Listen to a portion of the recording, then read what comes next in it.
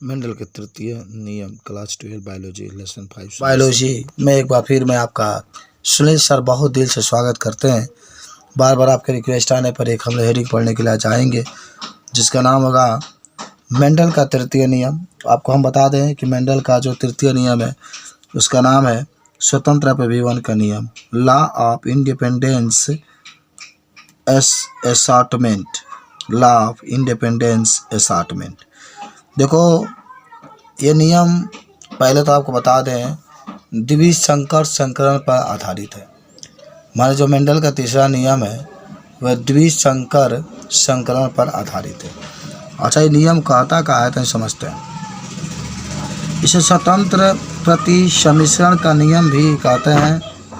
इस नियम के अनुसार एक आनुवंशिक लक्षण का प्रभावी कारक स्वतंत्र रूप से दूसरे लक्षण के प्रभावी कारक से ही नहीं बल्कि अप्रभावी कारक से भी मिल सकता है, और एक का अप्रभावी कारक दूसरे के प्रभावी कारक से ही नहीं बल्कि अप्रभावी कारक से भी मिल सकता है। अर्थात किसी जीव में एक लक्षण की वंशागति दूसरे लक्षण के वंशागति की पूर्णतः स्वतंत्र होती है। माना कोई जीव है तो उसका जो आनुवंशिक लक्षण है बदल सकता है, यही होता है स्वतंत्र अपव्यवन के लिए। स्वतंत्र होता है, हम हैं आने वाले समय में हम बदल सकते हैं, हमारी संरचना बदल सकती है, जिसको हम लोग कहते हैं स्वतंत्र अपव्यवन का नियम। तो जब दो जोड़ी तुलनात्मक विरोधी लक्षणों के मध्य संकरण कराया जाता है तो उसे द्विसंकर संकरण कहते हैं।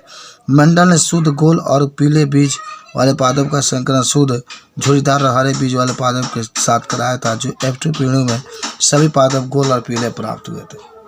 गोल और कैसे प्राप्त हुए थे? पीले प्राप्त हुए थे। लगातार आप देख रहे हैं, थोड़ा सा आपको और बता देते हैं तब आगे बढ़ रहे हैं हम लोग।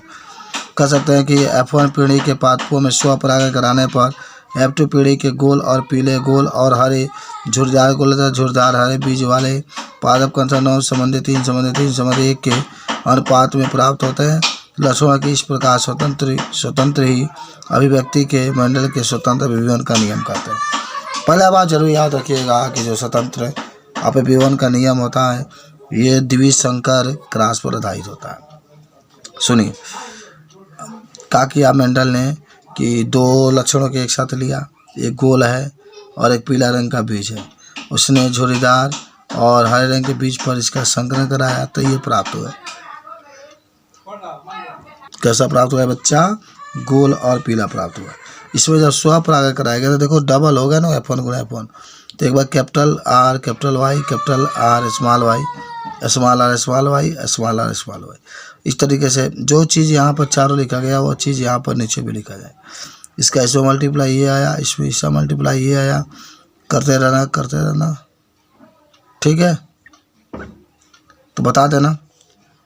तो अगर इसका लक्षण प्रारूप देखोगे तो गिन लो कितने लंबे हैं, तो 9 संबंध है, 3 संबंध 3 संबंध 1। मान 9 ऐसे पौधे हैं जो लंबे हैं और पीले भी हैं, गोल भी है, पीले भी है। ये सब आपके अनुवांशिक और ये लक्षण होता है।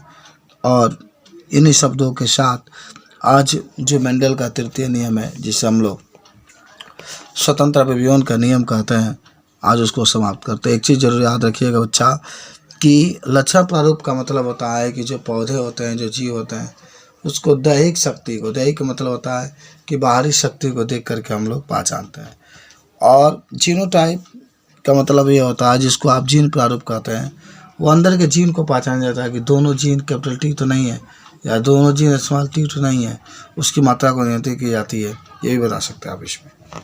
ठीक है, तो इसका जो द्विसंकर क्रॉस है या जो मेंडल का तृतीय नियम है, इसका जो लक्षण प्रारूप है 9 संबंध 3 संबंध 3 संबंध 1, जीन प्रारूप है 1 संबंध 2 संबंध 2 संबंध 4 संबंध 1 संबंध 2 संबंध 2 संबंध 2 संबंध 2, इस तरीके से प्राप्त हुआ है।